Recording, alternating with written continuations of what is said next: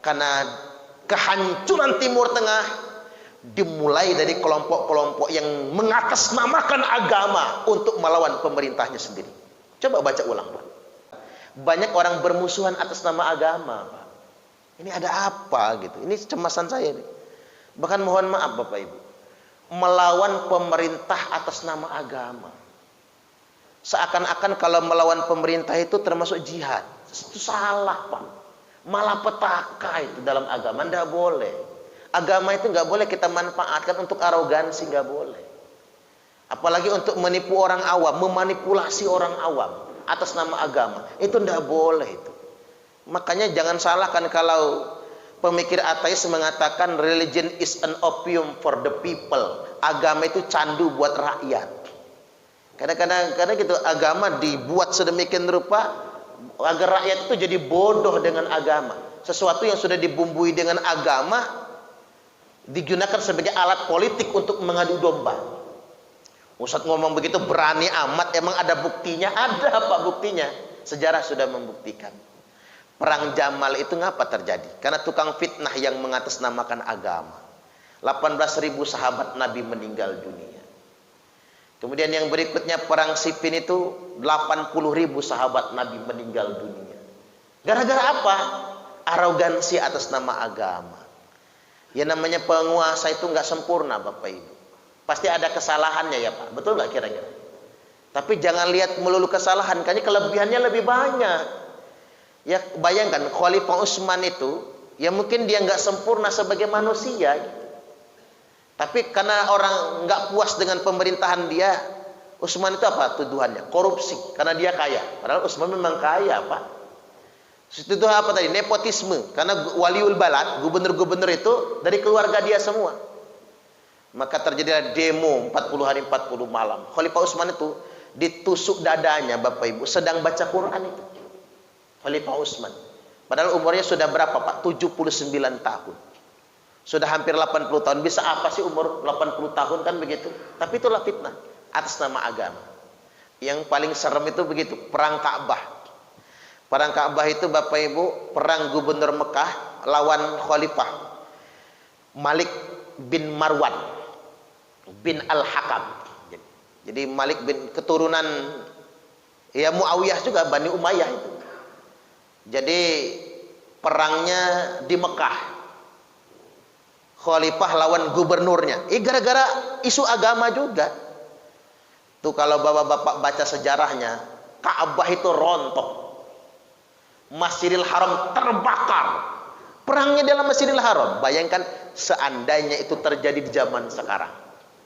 Dulu Abrahah saja mau merontokkan Ka'bah, datang pasukan burung ababil. Dikasih bom atom ya Pak, bom-bom dari neraka itu, batu-batu itu bom kali kan. Dikasih bom-bom tersebut Bapak Ibu, mati semua. Pas Abrahah sama pasukannya itu. Nah ini kejadian perang Ka'bah itu pakai batu lontar. Batu lontar itu begitu, apa bom lontar Pak. Perang Ka'bah itu bom lontar.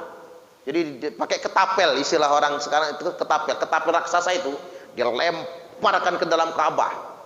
Batu-batu gede itu ke dalam Masjidil Haram. Masjidil Haram itu rontok, terbakar. Ribuan umat Islam mati di situ. Bukan perang sama orang non-muslim, bukan. Perang antar sesama orang muslim. Apa akibat dari apa? Menggunakan agama sebagai alat politik. Itulah akibatnya. Ini saling mengkafirkan satu sama lain. Itulah saya baca itu perang yang sangat saya sesalkan. Mengapa terjadi? Sejarah nggak mungkin bohong. Sejarah nggak mungkin berdusta. Makanya kita di Jamaah Darul Akhirah ini jangan mau digeret-geret oleh orang-orang politik itu untuk digunakan sebagai alat-alat politik. Apalagi tujuannya untuk mendelegitimasi pemerintah. Nggak boleh itu. Karena begini Bapak Ibu, negara kita harus menjadi negara yang besar. Nggak boleh. Makanya Nabi bersabda, man kariha min amirihi say'an, barang siapa yang membenci urusan pemerintahnya, sesuatu kebijakan pemerintahnya, ya namanya pemerintah punya kebijakan like and dislike. Ada yang suka, ada yang nggak suka. Wajar itu Pak. Termasuk saya lah. Memang saya suka semua kebijakan pemerintah. Ya ada juga yang saya nggak suka. Ada yang nggak suka. Emang saya nggak suka semua? Ayo, banyak juga yang saya suka. Itu wajar, kita sebagai rakyat di bawah. Kecuali kalau kita yang jadi pemerintahnya, enak juga tuh kan. Saya bisa jadi presiden. Ketimbang saya jadi presiden, belum tentu saya lebih baik dari presiden-presiden yang sudah ada. Belum tentu. Jangan-jangan rusak negara ini kalau saya presidennya.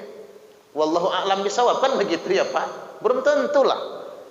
Jangan kan jadi presiden, jadi ketua RT aja belum tentu bener, kan begitu kita mikirnya. Balik lagi, kalau ada kebijakan pemerintah yang kita nggak suka, fal yasbir dong. Kalau bahasa Nabi, sabar. Karena mengapa? Fa innahu man kharaja minas sultani shibron. Karena barang siapa yang melawan pemerintahnya walaupun cuma sejengkal. Kharaja minas sultan itu keluar dari ketaatan kepada pemerintah yang sah. Ini bahasa sederhananya begitu. Kharaja minas sultan, keluar dari ketaatan kepada pemerintah yang sah. Barang siapa yang keluar dari ketaatan dari pemerintah yang sah, mata mitatan jahiliyah, lalu dia mati, matinya mati jahiliyah. Tuh kan, tidak mati muslim. Nah, penting ini dipahami orang Islam. Mengapa Timur Tengah itu ancur-ancuran, Pak? Karena kehancuran Timur Tengah dimulai dari kelompok-kelompok yang mengatasnamakan agama untuk melawan pemerintahnya sendiri. Coba baca ulang, Pak. Hancurnya Irak apa pertama kali? Munculnya kelompok yang mengatasnamakan agama dan mengkafirkan pemerintah, berontak kepada Saddam Hussein. Amerika Serikat ngedompleng. Sayangnya Arab Saudi ikut campur juga sih ya.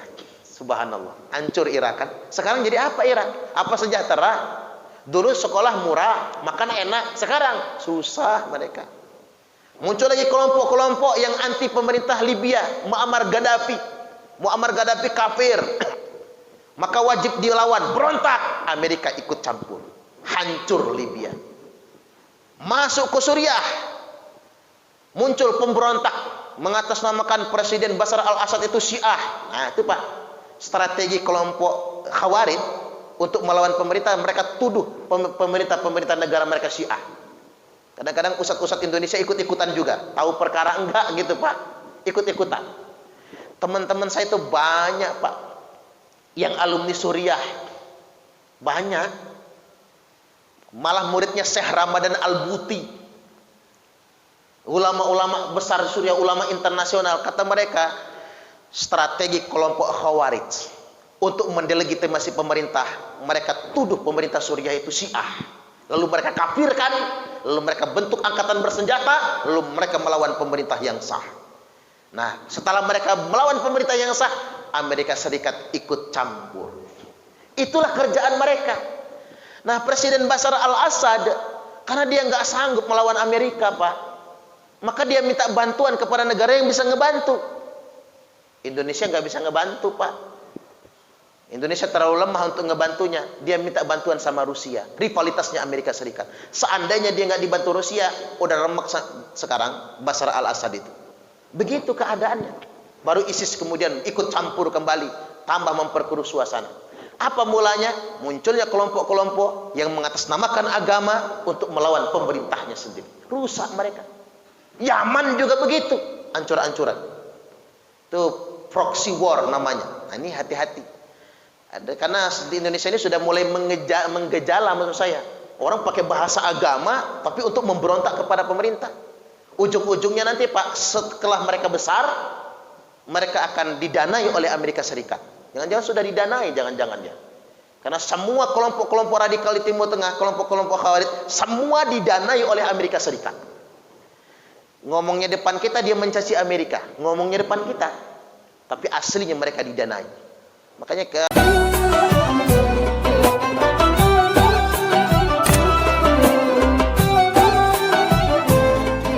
sekecil apapun amal, Bapak Ibu niatkan untuk mendapatkan ridho Allah. Nah, mudah-mudahan kita dengan sholat subuh ini, sama kajian subuh ini, Allah ridho dengan kita semua. Allahumma amin, amin ya rabbal alamin.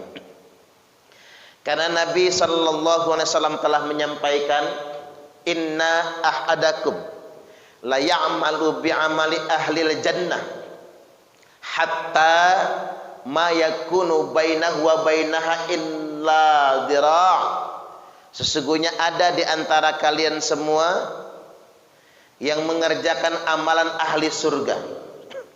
Sepanjang hidupnya dia mengerjakan amalan ahli surga, sampai tidak ada jarak antara dirinya dengan surga kecuali tinggal sehasta. Sehasta itu sesiku. Fayasbiqu alaihil kitab fayamalu bi'amali ahlin nar fayadkhuluha. Tapi sayang, sejengkal lagi, sesaat lagi dia akan masuk surga. Ketetapan Allah mendahuluinya, dia malah mengerjakan amalan ahli neraka. Lalu dia mati, fayadkhuluha, lalu dia masuk neraka. Tuh kan Pak, ini bahasanya sepanjang hidupnya mengerjakan amalan ahli surga. Tidak ada jarak antara dirinya dengan surga kecuali tinggal sehasta. Tapi sayang, sebentar lagi dia mau masuk surga, dia kerjakan amalan ahli neraka, lalu dia mati masuk neraka. Tuh kan. Jadi memang kita ini mau nggak mau fokus saja ridho Allah Ta'ala, itu fokus ke sana. Wa inna ahadakum la ya'malu bi'amali ahlin nar. Dan sesungguhnya ada juga, kata Nabi, salah seorang di antara kalian yang sepanjang hidupnya mengerjakan amalan ahli neraka, hatta ma yakunu bainahu wa bainaha illa dhira', sampai tidak ada jarak antara dirinya dengan neraka kecuali tinggal sehasta. Fayasbiqu alaihil kitab, ketetapan Allah mendahulinya, fayamalu bi'amali ahlil jannah fayadkhuluha. Ketetapan Allah mendahului, sesaat lagi dia akan masuk neraka, dia kerjakan amalan ahli surga, lalu dia mati masuk surga. Jadi memang Pak, rahasia keselamatan itu Bapak Ibu misteri. Misteri Pak, gaib sekali. Tidak boleh ada satupun orang yang mengklaim dirinya ahli surga atau mengklaim dirinya panitia surga. Jangan mau Pak jadi panitia surga, karena panitia nggak pernah masuk ke dalam, selalu sibuk di luar. Subhanallah. Jadi kalau panitia surga nggak dapat surga, ada sibuk aja di luar surga dia. Saya balik lagi, Bapak Ibu hadirin wal hadirat rahimakumullah. Kita ambil kisah yang dalam kitab Riyadhus Shalihin ya Pak, di bab taubat itu ada orang yang sudah membunuh 100 orang. 100 orang ini. Pas dia membunuh di angka 99, dia datang kepada orang alim. Tuan, saya membunuh 99 orang. Kalau saya tobat, kira-kira tobat saya diterima enggak? Kata orang alim ini, kayaknya enggak dah kayaknya. Banyak betul yang lo bunuh tuh. Kamu bejat orangnya, kamu jahat. Kalau kamu mati, digoreng dalam neraka, ditaruh di keraknya neraka. Emang begitu Tuan, saya enggak akan diampuni dosa. Tidak. Pikir si preman, tanggung amat lah. Cukupin aja cepek sekalian. Ustadz ini dibunuhnya Pak pas 100. Ini kurang jahat apa nih orang? Suatu hari dia ingin bertobat lagi, datang ke orang alim lagi. Bahasa katanya, Ustadz, saya pengen tobat, tapi padahal saya sudah bunuh 100 orang. Malah yang ke 100 itu adalah Ustadz, orang alim yang saya bunuh. Kira-kira kalau saya tobat saya diterima tidak? Kata orang alim ini, tobatmu diterima. Asal kamu tidak lagi di sini, kamu hijrah. Tinggal di kota ini rusak bagimu, lingkunganmu nggak benar. Kamu harus hijrah menuju kota yang lebih baik.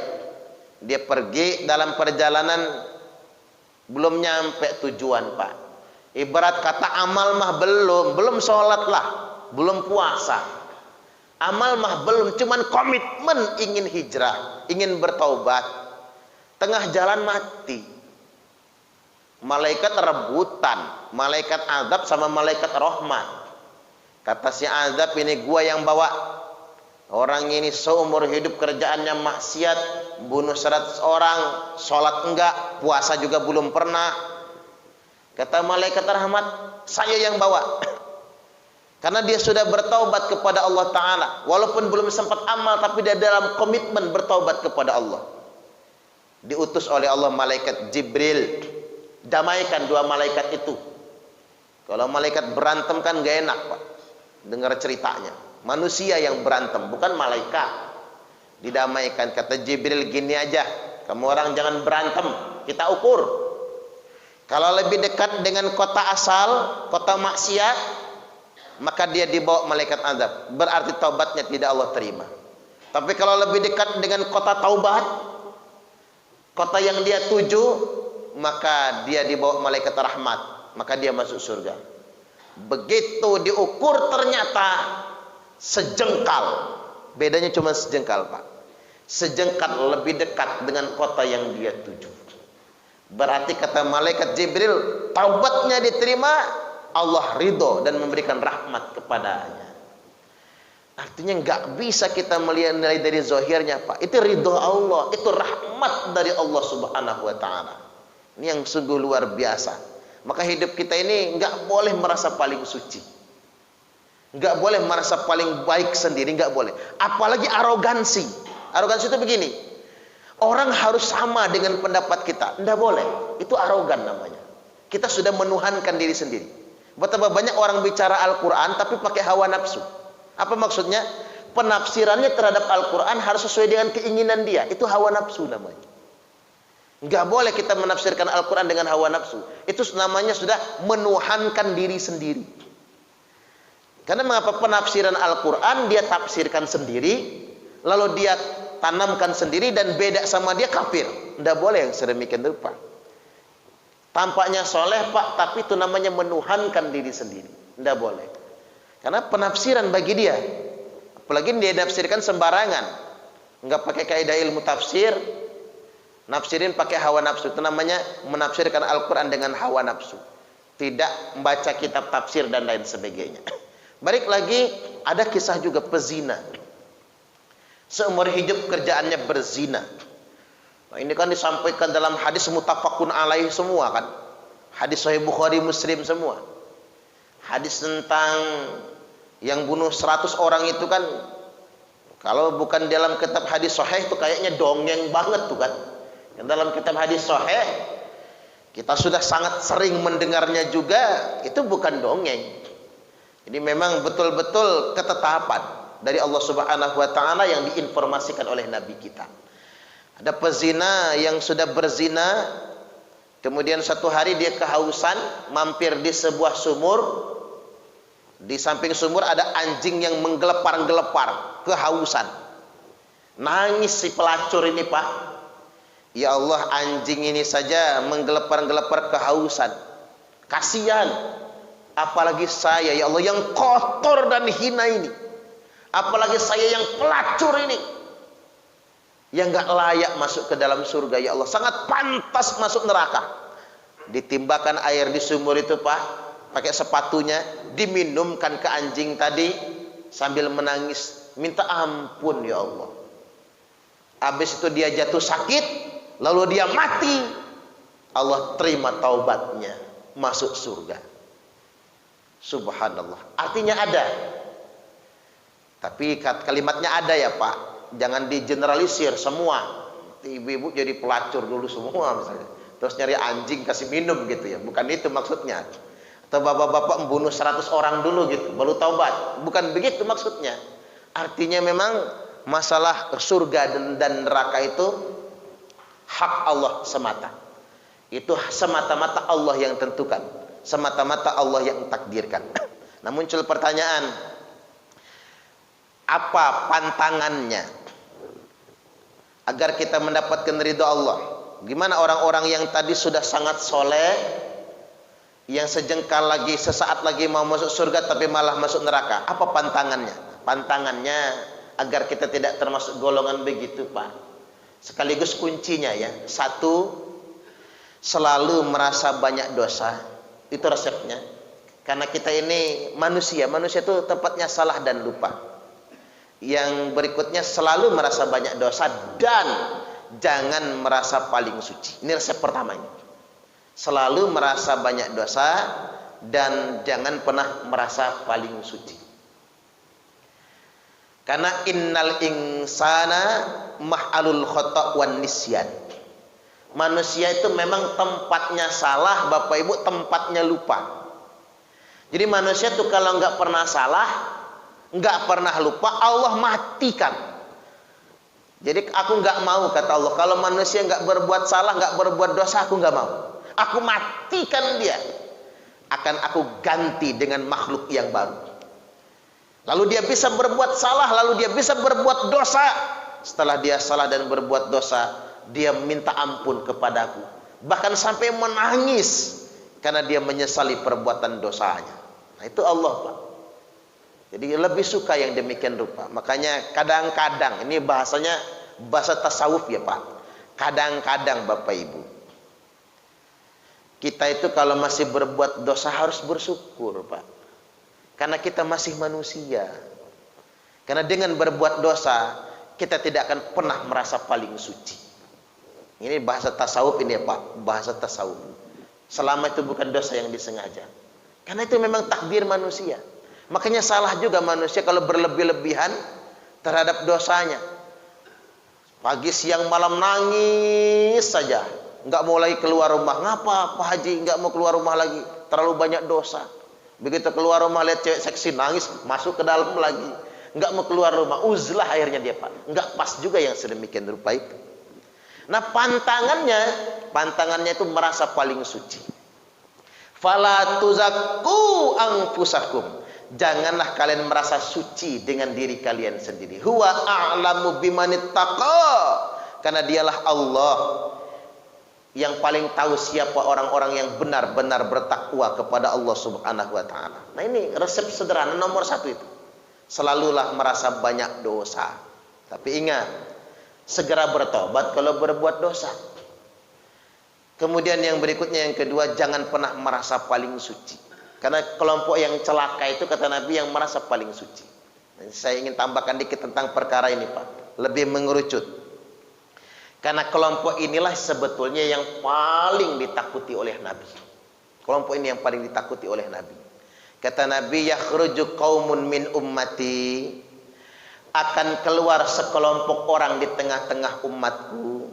Yaqra'unal Qur'an. Mereka semua fasih-fasih membaca Al-Quran. Laisa qira'atukum ila qira'atihim bisai, di mana bacaan Al-Qur'an kalian tidak ada apa-apanya dibandingkan dengan bacaan mereka.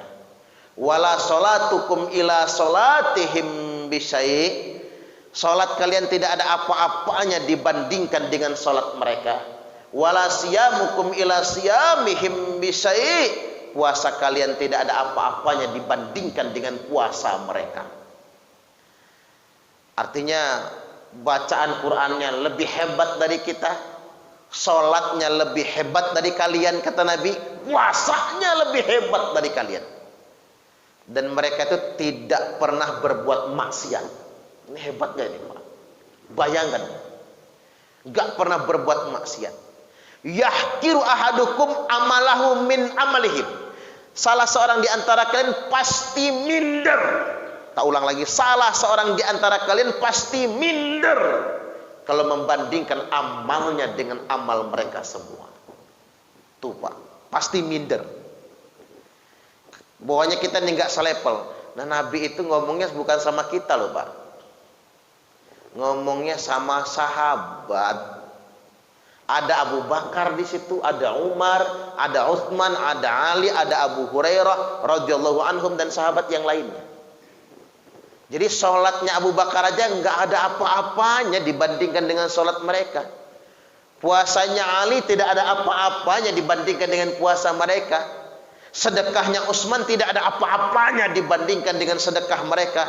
Luar biasa. Kalian pasti minder. Bahkan mereka itu sampai disebutkan Pak, di antara mereka banyak yang menghafal Al-Quran. Tapi Nabi mengatakan kilabun nar. Mereka itu anjing-anjing neraka. Loh kok bisa mereka dikatakan anjing neraka?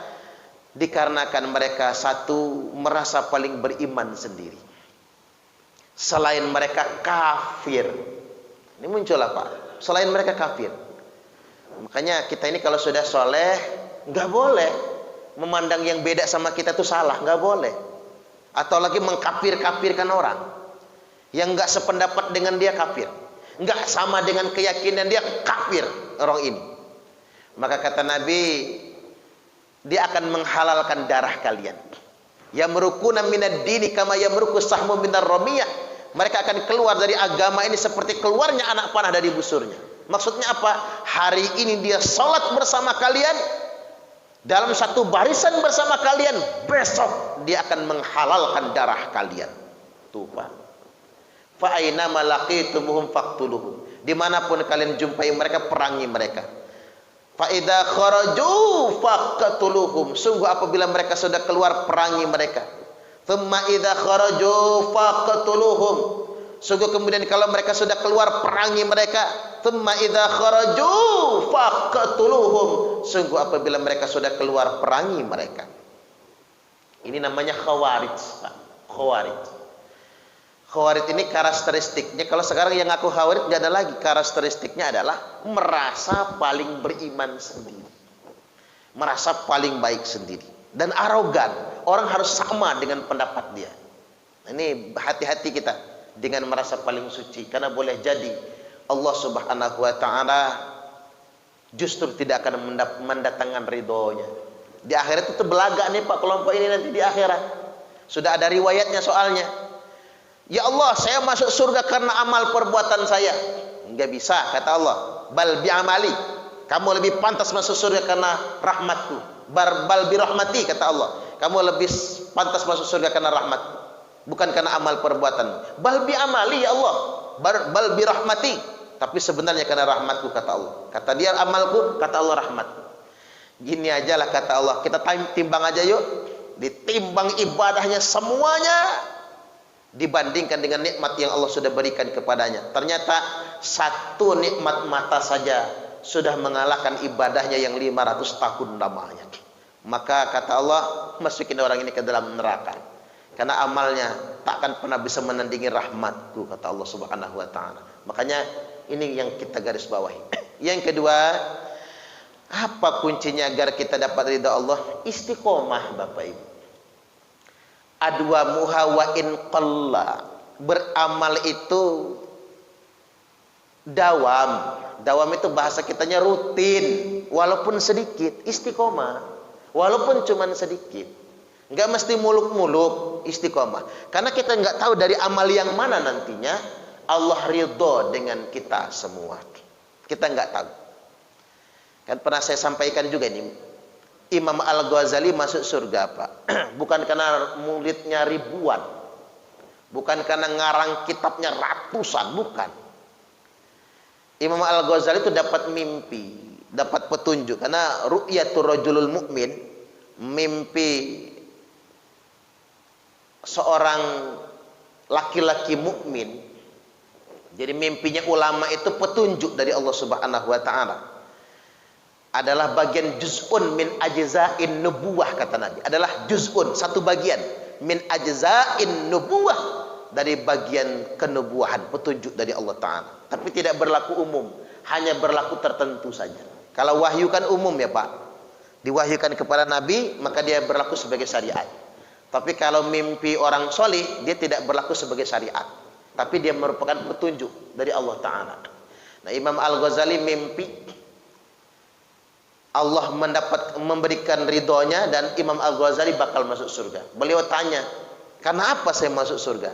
Apa karena amal saya, tahajud saya yang tiap malam, haji saya ke Baitullah, atau kitab saya yang ratusan, murid saya yang ribuan?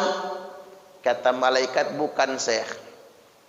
Anda dimasukkan surga karena saat Anda sedang menulis, ada lalat yang jatuh ke dalam mangkuk tinta. Lalu engkau ambil, engkau tiup-tiup sambil menangis. Kasihan lalat ini, berenang di dalam tinta. Apalagi saya yang berenang di dalam api neraka. Hanya gara-gara kata-kata itu, Imam Al-Ghazali masuk surga. Itu takdir, Pak. Subhanallah. Hanya gara-gara ngomong begitu, ya bukan karena lalatnya lah. Nanti Bapak Ibu takut lagi ngebunuh lalat. Waduh, Imam Al-Ghazali gara-gara menyelamatkan lalat masuk surga. Berarti kalau membunuh lalat masuk neraka dong. Bukan itu maksudnya. Tidak jadi hukum dia.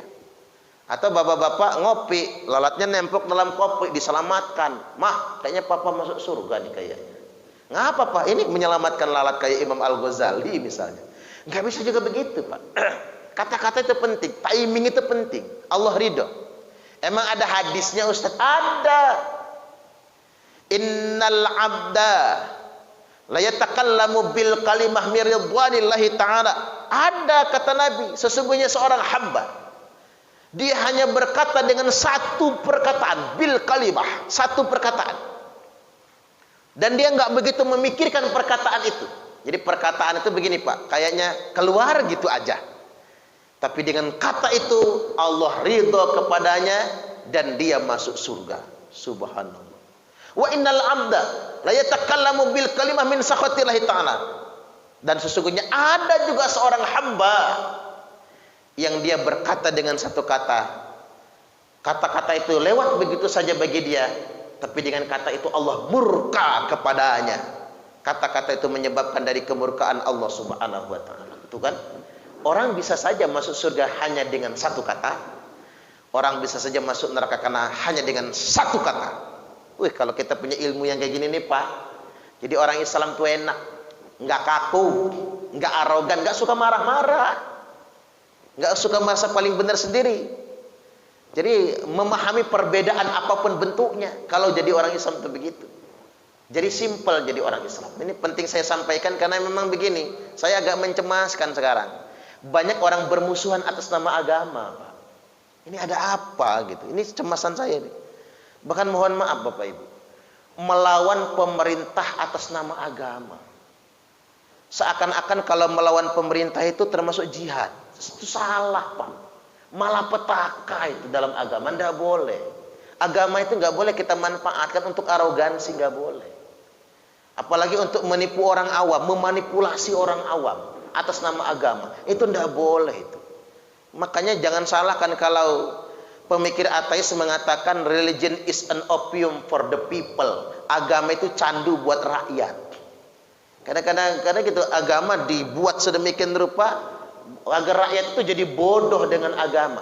Sesuatu yang sudah dibumbui dengan agama digunakan sebagai alat politik untuk mengadu domba. Ustadz ngomong begitu berani amat, emang ada buktinya? Ada Pak buktinya. Sejarah sudah membuktikan. Perang Jamal itu ngapa terjadi? Karena tukang fitnah yang mengatasnamakan agama. 18.000 sahabat Nabi meninggal dunia. Kemudian yang berikutnya perang Siffin itu 80.000 sahabat Nabi meninggal dunia. Gara-gara apa? Arogansi atas nama agama. Ya namanya penguasa itu nggak sempurna Bapak Ibu. Pasti ada kesalahannya ya Pak. Betul nggak kira-kira?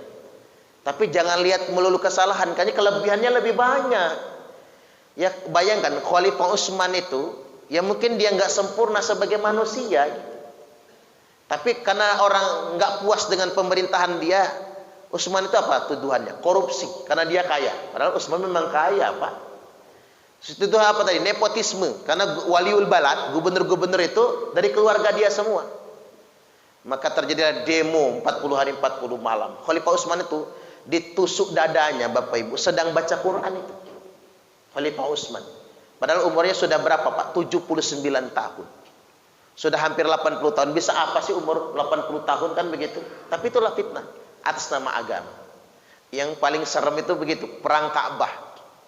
Perang Ka'bah itu Bapak Ibu, perang gubernur Mekah lawan Khalifah Malik bin Marwan bin Al-Hakam. Jadi Malik bin keturunan ya Muawiyah juga, Bani Umayyah itu. Jadi perangnya di Mekah. Khalifah lawan gubernurnya. Gara-gara isu agama juga. Tuh kalau bapak-bapak baca sejarahnya, Ka'bah itu rontok. Masjidil Haram terbakar. Perangnya dalam Masjidil Haram. Bayangkan seandainya itu terjadi di zaman sekarang. Dulu Abrahah saja mau merontokkan Ka'bah, datang pasukan burung ababil, Dikasih bom atom ya Pak, bom-bom dari neraka itu, batu-batu itu bom kali kan. Dikasih bom-bom tersebut Bapak Ibu, mati semua. Pas Abraha sama pasukannya itu. Nah ini kejadian perang Ka'bah itu pakai batu lontar. Batu lontar itu begitu, apa bom lontar Pak. Perang Ka'bah itu bom lontar. Jadi pakai ketapel, istilah orang sekarang itu ketapel. Ketapel raksasa itu dilemparkan ke dalam Ka'bah. Batu-batu gede itu ke dalam Masjidil Haram. Masjidil Haram itu rontok, terbakar. Ribuan umat Islam mati di situ. Bukan perang sama orang non muslim, bukan. Perang antar sesama orang muslim. Apa akibat dari apa? Menggunakan agama sebagai alat politik. Itulah akibatnya. Ini saling mengkafirkan satu sama lain. Itulah saya baca itu perang yang sangat saya sesalkan. Mengapa terjadi? Sejarah nggak mungkin bohong. Sejarah nggak mungkin berdusta. Makanya kita di Jamaah Darul Akhirah ini jangan mau digeret-geret oleh orang-orang politik itu untuk digunakan sebagai alat-alat politik. Apalagi tujuannya untuk mendelegitimasi pemerintah. Nggak boleh itu. Karena begini Bapak Ibu, negara kita harus menjadi negara yang besar. Nggak boleh. Makanya Nabi bersabda, man kariha min amirihi syai'an, barang siapa yang membenci urusan pemerintahnya, sesuatu kebijakan pemerintahnya, ya namanya pemerintah punya kebijakan like and dislike. Ada yang suka, ada yang nggak suka. Wajar itu Pak. Termasuk saya lah. Emang saya suka semua kebijakan pemerintah? Ya ada juga yang saya nggak suka. Ada yang nggak suka. Emang saya nggak suka semua? Ya banyak juga yang saya suka. Itu wajar kita sebagai rakyat di bawah. Kecuali kalau kita yang jadi pemerintahnya enak juga tuh kan. Saya bisa jadi presiden. Ketimbang saya jadi presiden, belum tentu saya lebih baik dari presiden-presiden yang sudah ada. Belum tentu. Jangan-jangan rusak negara ini kalau saya presidennya. Wallahu a'lam bishawab, kan begitu ya Pak. Belum tentulah. Jangan-jangan jadi presiden, jadi ketua RT aja belum tentu bener, kan begitu kita mikirnya. Balik lagi, kalau ada kebijakan pemerintah yang kita nggak suka, falyasbir dong. Kalau bahasa Nabi, sabar. Karena mengapa? Fa innahu man kharaja minas sultani shibron. Karena barang siapa yang melawan pemerintahnya walaupun cuma sejengkal, kharaja minas sultan itu keluar dari ketaatan kepada pemerintah yang sah. Ini bahasa sederhananya begitu. Kharaja minas sultan, keluar dari ketaatan kepada pemerintah yang sah. Barang siapa yang keluar dari ketaatan dari pemerintah yang sah, mata mitatan jahiliyah, lalu dia mati, matinya mati jahiliyah. Tuhan, tidak mati muslim. Nah, penting ini dipahami orang Islam. Mengapa Timur Tengah itu ancur-ancuran, Pak? Karena kehancuran Timur Tengah dimulai dari kelompok-kelompok yang mengatasnamakan agama untuk melawan pemerintahnya sendiri. Coba baca ulang, Pak. Hancurnya Irak apa pertama kali? Munculnya kelompok yang mengatasnamakan agama dan mengkafirkan pemerintah, berontak kepada Saddam Hussein. Amerika Serikat ngedompleng. Sayangnya Arab Saudi ikut campur juga sih ya. Subhanallah. Hancur Irak kan. Sekarang jadi apa Irak? Apa sejahtera? Dulu sekolah murah, makan enak. Sekarang susah mereka. Muncul lagi kelompok-kelompok yang anti pemerintah Libya, Muammar Gaddafi. Muammar Gaddafi kafir. Maka wajib dilawan, berontak. Amerika ikut campur. Hancur Libya. Masuk ke Suriah. Muncul pemberontak mengatasnamakan Presiden Bashar al-Assad itu Syiah. Nah, itu Pak. Strategi kelompok Khawarij untuk melawan pemerintah, mereka tuduh pemerintah negara mereka Syiah. Kadang-kadang ustadz-ustadz Indonesia ikut-ikutan juga. Tahu perkara enggak gitu Pak. Ikut-ikutan. Teman-teman saya itu banyak Pak. Yang alumni Suriah. Banyak. Malah muridnya Syekh Ramadan Al-Buti. Ulama-ulama besar Suriah, ulama internasional. Kata mereka, strategi kelompok Khawarij untuk mendelegitimasi pemerintah. Mereka tuduh pemerintah Suriah itu Syiah. Lalu mereka kafirkan, lalu mereka bentuk angkatan bersenjata, lalu mereka melawan pemerintah yang sah. Nah, setelah mereka melawan pemerintah yang sah, Amerika Serikat ikut campur. Itulah kerjaan mereka. Nah, Presiden Bashar al-Assad, karena dia nggak sanggup melawan Amerika, Pak, maka dia minta bantuan kepada negara yang bisa ngebantu. Indonesia nggak bisa ngebantu, Pak. Indonesia terlalu lemah untuk ngebantunya. Dia minta bantuan sama Rusia. Rivalitasnya Amerika Serikat. Seandainya dia nggak dibantu Rusia, udah remek sekarang Bashar al-Assad itu. Begitu keadaannya. Baru ISIS kemudian ikut campur kembali, tambah memperkeruh suasana. Apa mulanya? Munculnya kelompok-kelompok yang mengatasnamakan agama untuk melawan pemerintahnya sendiri. Rusak mereka. Yaman juga begitu, ancur-ancuran. Itu proxy war namanya. Nah, ini hati-hati. Karena di Indonesia ini sudah mulai menggejala maksud saya. Orang pakai bahasa agama tapi untuk memberontak kepada pemerintah. Ujung-ujungnya nanti, Pak, setelah mereka besar, mereka akan didanai oleh Amerika Serikat. Jangan-jangan sudah didanai, jangan-jangan ya. Karena semua kelompok-kelompok radikal di Timur Tengah, kelompok-kelompok Khawarij, semua didanai oleh Amerika Serikat. Ngomongnya depan kita dia mencaci Amerika, ngomongnya depan kita, tapi aslinya mereka didanai. Makanya kalau bapak-bapak mau tahu, kita ini, untung saya ini bukan pemerintah bisa ngomong kayak gini, Pak. Coba lihat, Hizbut Tahrir Indonesia dilarang di semua negara, tapi dia ditampung di Inggris. Makanya pimpinan Hizbut Tahrir Internasional, Hizbut Tahrir ya, itu di London, Pak. Makanya di Indonesia ini nggak ada pimpinan Hizbut Tahrir, adanya sekjen. Karena ngapa? Pemimpinnya di London sana, Inggris. Dilindungi. Ikhwanul Muslimin. Ikhwanul Muslimin tuh di Inggris pusatnya sekarang setelah dilarang di Mesir.